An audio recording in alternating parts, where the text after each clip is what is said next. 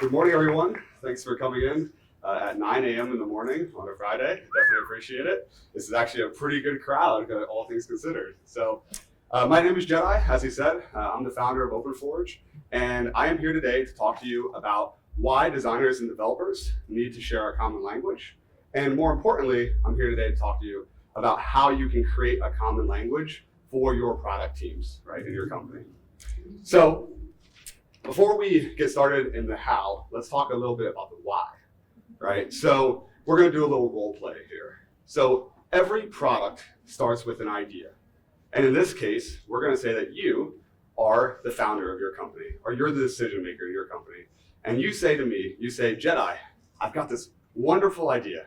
I know it's going to change the world. I just need it to be executed. I need someone to execute it. And I say, okay, this is awesome. This is fantastic. I'm on board with this vision. Let's do this. And you say, okay, Jedi, let's do this. Why don't you be my business analyst? Why don't you be the person driving this forward? So me and you, right? We go through and we sit down over coffee, we sit down over drinks, and we say, all right, let's hash this out. Let's take a look at what the requirements are. So I meet with you. We put all these requirements together, and we then talk about like what are the feature requirements, what can a product do, who's going to use it. I go to the team, and I go to the legal team, I go to the dev team, I go to the design team, I go to different people and I say, okay, is this possible? Legal team says yes, right? And I go back to you, the founder, and I say, well, hey, this is amazing. The legal team said yes, this product that you have this idea for is definitely going to work. So let's get started. And after us sitting together for about 2 weeks of grueling typing and really but some awesome ideation, we come up with this. Has anyone seen this before? Yeah? Yeah, these are called feature requirements documentation, right? And this is the common standard in the industry right now. Everyone says, okay, well, we need to have these feature requirements. So we lay them out, and you say, Jedi, is this enough? And I say, you know what? I think it is. Why don't we go to the design team? So we go to the design team. And I go to the design team and I say, hey, design team, we have all these requirements. I give them a 1,000-page document. And the design team says, yeah, we can do that. No problem at all. That's easy, right? We're going to do some wireframes. We're going to make some designs, some mock-ups, so you can pitch it back to the business owner, you guys. And I say, okay, cool. Now, at the same time, I go to the dev team, right? And I say, hey, dev team, here's 1,000 pages of documentation. Can you please scope this out? Can you please estimate it, right? Is this doable? And they say, yeah, Jedi, this is totally doable, right? We got this. We've read all 1,000 pages, yeah, right? Read all 1,000 pages, and we believe that this is totally possible. So then I ask both teams, I say, design team, dev team, you've had 2 weeks, you've had 4 weeks. Give me a number, right? Tell me how many days it's gonna take, how many hours of work it's gonna take, right?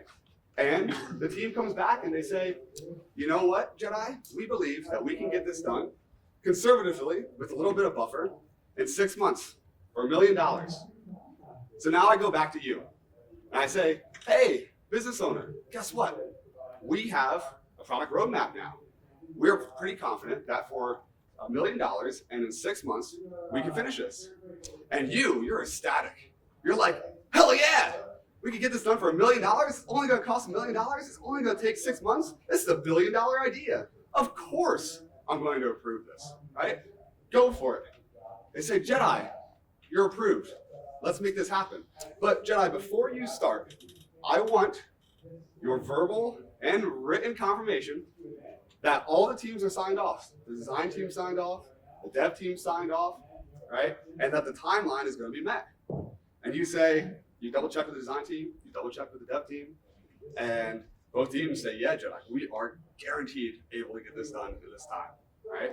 So you, the business owner, you say, bam, approved. Here's the check for $1 million. Come back in 6 months.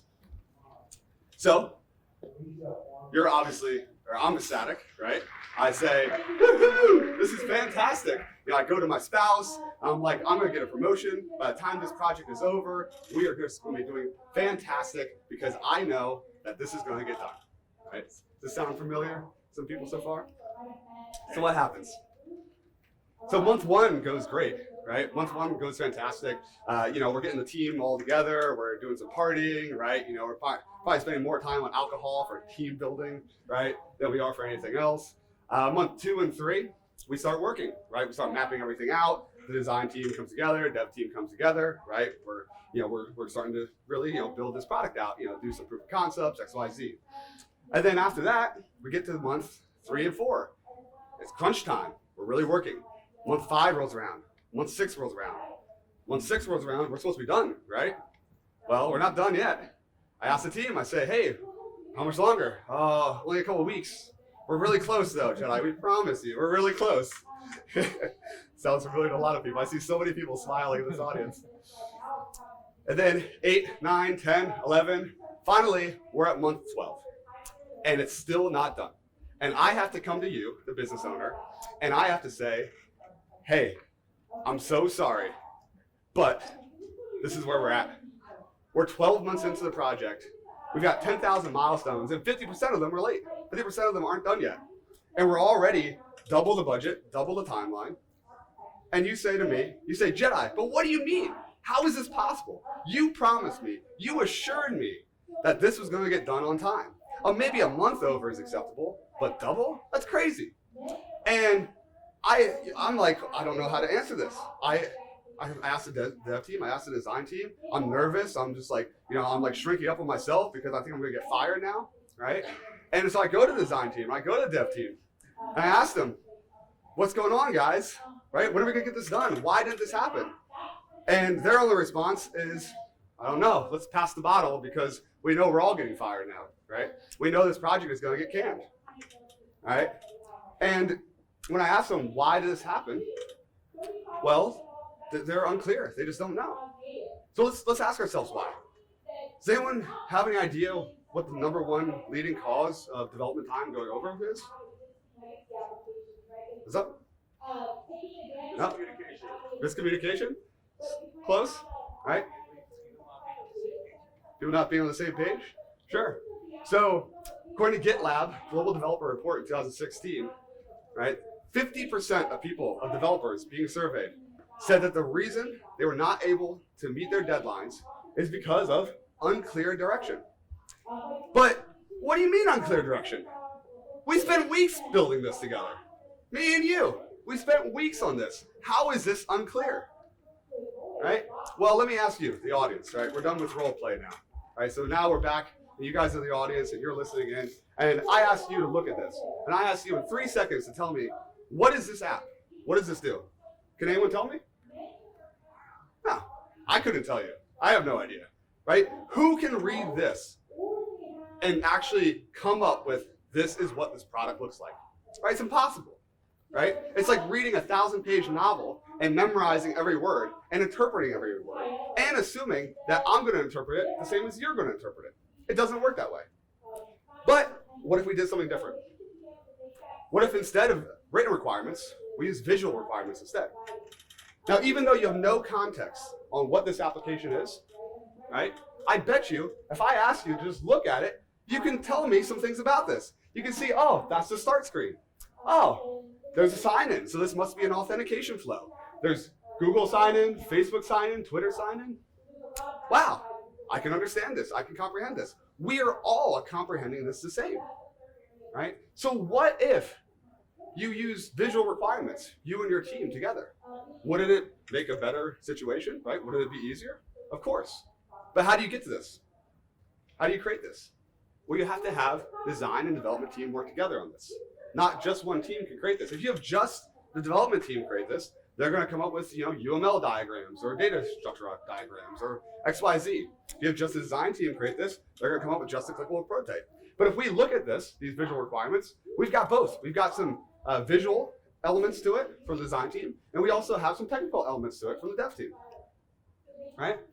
And I'm not the only one who realizes the value of this. We are now not the only one realizing the value of this.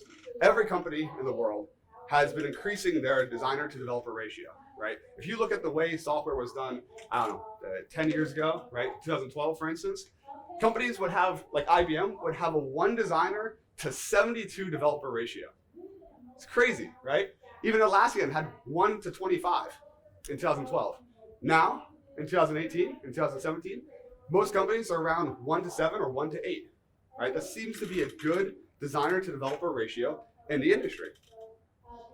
And if you want to look at why people are doing this, or kind of like the ROI, right? Well, there's some pretty good stats to suggest that increasing your designer to developer ratio is good. You have up to 400% conversion when you use best UX practices. Every $1, this is a cool one, every $1 spent on UX yields an estimated $100 return, right? And overall, the whole industry has gone up by about 2.5 times. So the ratio between designers and developers has gone up 2.5 times because those stats are impressive. And this is a moneymaker. And businesses care about money, right? That's how you operate. There's also other reasons why having designers and developers work together more closely matters, right? You can avoid situations like what happened with the Hawaii ballistic missile test. You guys have read about that, right? Imagine if instead of it just being a developer, just being an engineer architecting the system, if they actually had a user experience engineer in there. Wouldn't that be amazing? Knowing what button to press for a false alarm versus a real alarm. So I think we can all agree, right, that designers and developers working together, right, yielding visual requirements are easier to understand. It can create better results, right? But if you go back to your team, to your product, to your company right now, and you say, okay, beautiful. Jedi said, let's get more designers. So we get more designers. We put them in the room with more developers. And then we say, go, work together. Think it's going to work? No. Why isn't it going to work? Well, what's going to happen is the designers are going to say, okay, nice to meet you. The developer's going to say, nice to meet you. They're going to start trying to work together because they want to. They truly do, right? People want to work together, especially when there's a common goal. But they speak a different language. They don't know how to communicate. And this is a big problem, right? I've been a software developer. I started coding in 1998, right? When I was a wee little lad, right? And in my entire career, from 98 all the way up to 2014, when I started my own company, college, corporate, right? Startup jobs, every single developer role I've ever had, I was never truly working with a designer. And that's crazy, right? That means 20 years, I never truly worked with a designer. Yeah, sure, a designer would pass me things and say, here's the designs. But was I working with them? No, right? So how do we fix that? How do we overcome that? How do we get from here, where we're at today, where people don't know how to speak the same language, to working together and actually being able to speak the same language? Well, we got a couple tips for you guys. And since my name is Jedi, there's a lot of Star Wars like memes in here, so I apologize. So tip number one, right, is establish a common language. Okay, so this is what you can bring back to your teams and hopefully you can implement. Now, before you start having your teams work together, you need to establish a foundation of language. Just like we established when we're learning Spanish or French, we establish what a verb is, right? You know, what a noun is, right? Where does the language come in, right? But we do the same thing for designers and developers, right? We all know here what API is, what Git, what UML, right? XYZ. But do you think a designer is going to know what all these abbreviations is? No, of course not, right? This isn't their industry. They don't understand.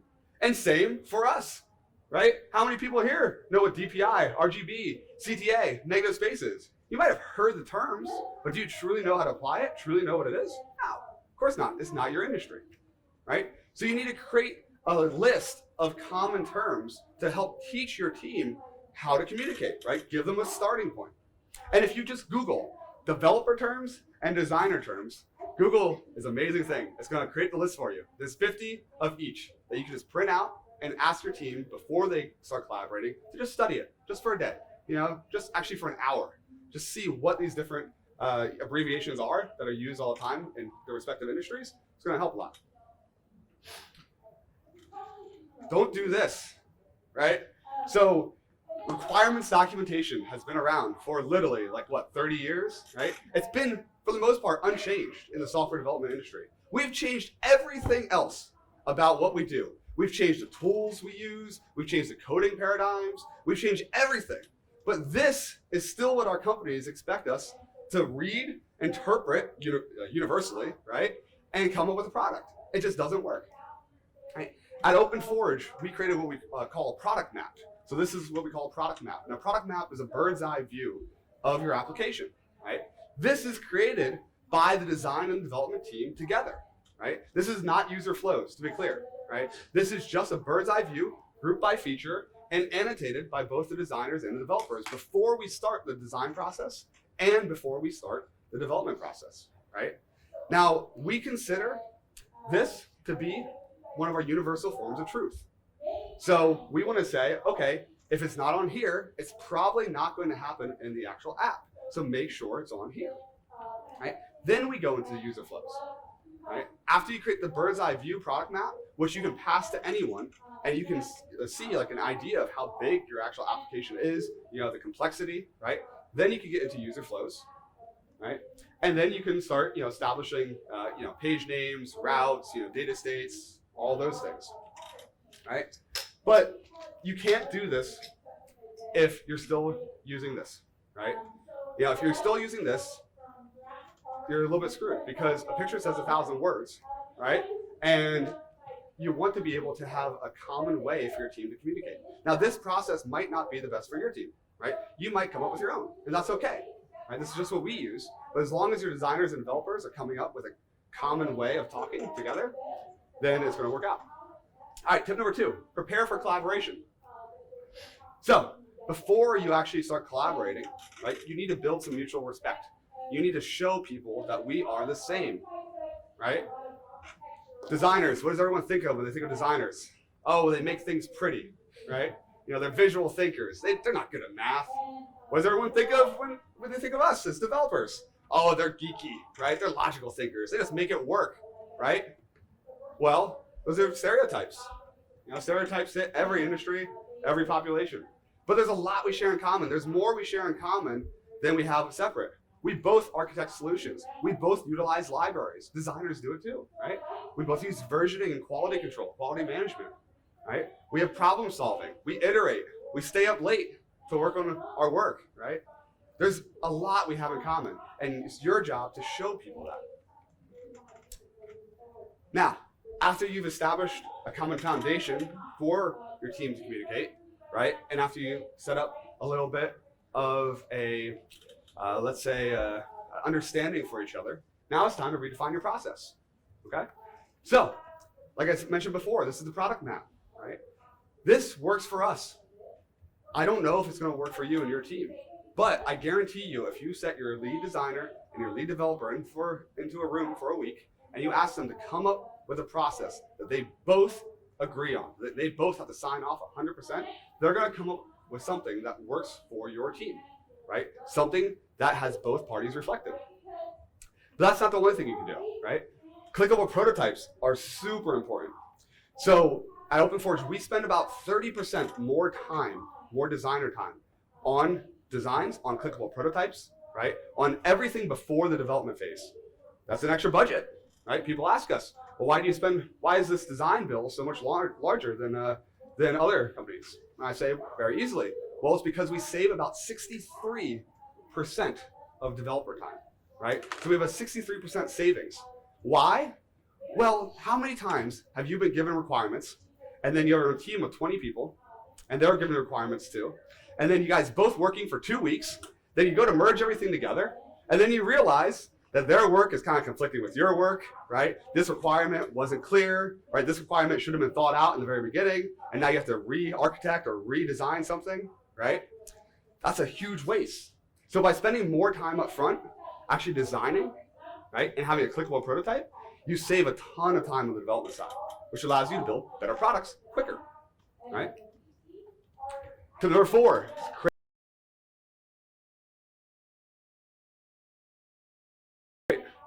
Git is fundamental to a developer. But guess what? You might think to yourself, designers don't use Git, right? That's only for developers. No way. Designers can use it too. And actually designers do. So we use 2 tools. One's called Sketch, which is essentially like Photoshop, and the other is called Abstract. Abstract is Git for your design team, right? Our designers actually make branches of their designs. They merge, they do code reviews or design reviews, right? And this allows everyone to follow the same process, which again, strengthens that foundation of mutual communication. We also use the same versioning, and this is so important, okay? I see so many times when I go to a team and I try to teach them about how to work together, they get most of the steps right, but then they fail here. They say, okay, well, we created the versions, right? We created a version 1.0, and we passed the clickable prototype, which is the source of truth, to the dev team, and they're starting to work. But now the business owner, you guys come back in the room and you're like, hey, the investor, he's got something that he really wants to see, and I'm being pressured, so we got to add it in, right? And now you're changing the version, right? You're changing the clickable prototype that the dev team is currently working on and working from while they're using it. So the designs are changing out from under them. No, we do not do this, right? We create one version, right, of the version 1.0, and that becomes locked down. Then when the business requirements come in and we want to make a version 1.1, we make that separately. And the dev team keeps working until that 1.1 is signed off, and then they switch over to the 1.1. And we can still have the history of 1.1 versus 1.0. All right, tip number 5 is so important. Have equal representation. Okay, so we all talk about diversity in the workforce, right? And mostly are talking about race, gender, right? But not many people are talking about roles. And role equal representation and role diversity is so important because you have to make sure that if you have 2 different people in the room, if you have a designer, developer, and the business owner, right? If the business owner keeps deferring to the lead architect on every decision, is that equal representation? No. And are you going to have an amazing product from 2 people who have equal say? No. And that's going to, again, break all this work that we've just spent trying to have our teams communicate. You have to feel like your opinion matters. You have to feel that you can actually make a change, right? And this has to be taught to the top. This has to be taught to the business leader. And that's where I'll come in and be like, hey, I'm going to talk to you. I'm going to change your behavior, right? One of the exercises that we did at one of our company retreats was I gave everyone a piece of paper. And I said, okay, I want you to match up with one person from a different role. If you're a developer, partner with a designer, right? If you're a QA, partner with a marketer, right? X, Y, Z. And I want you to write down 2 things on a piece of paper. I want you to write down what you do and what you think your partner does, right? And then after you both write this down, I want you to swap. And I want you to see what, what the perception is. And it's an amazing exercise because it helps show not only what some of the stigmas are and what some of the common misperceptions are of our career, but it also shows what people do appreciate about each other that we might not even think about, right? So it's a really cool exercise to use with your team. All right, tip number 6, focus on the goal, okay? It's very important. We're creating more processes, right? And we're redefining how our companies work together and our teams operate. Well, that's a whole project in itself, okay? So you have to make sure there's one central place to have the goal, the business goal of the application. Has anyone ever seen this before? Yeah, cool. We got a couple people. So a lean canvas. A lean canvas is it is that entire feature requirements doc condensed down into one page. It's an 80-page business requirement or a business plan condensed down on one page, right? You fill one of these out, you pass it to everyone on your team so they understand and can know what's the business reason for why we're working together and what we're going to build, okay? So as a recap, right? I know it's a lot of information real quick. You have to prepare your teams for collaboration, right? When you can't just go and say, hey, work together, the industry says it's the best thing. You need to actually teach your teams how to communicate and how to collaborate, right? It's so important. We don't want to see people going in and saying, okay, well, you didn't work properly the way you said you were going to work with this team member, so here's a penalty, or here's an XYZ, right? We know that penalty-based programs don't work, right? Reward-based programs work a lot better. So same thing with your teams, right? Encourage collaboration, encourage growth, right? Encourage your teams to have time to actually open up and create a common process and be open to that process, right? And finally, have equal representation. So I hope this is helpful. I hope that this is something that you can take back with you. If you have any questions, please come up after. I'll be probably standing back there. Or you can email me at jedi@openforge.io. You can also send me a message on Twitter. And yeah, for the most part, I'm very thankful that hopefully I can help you guys. And I hope this was helpful for you and your teams. So thank you. Let's give Jedi a warm applause.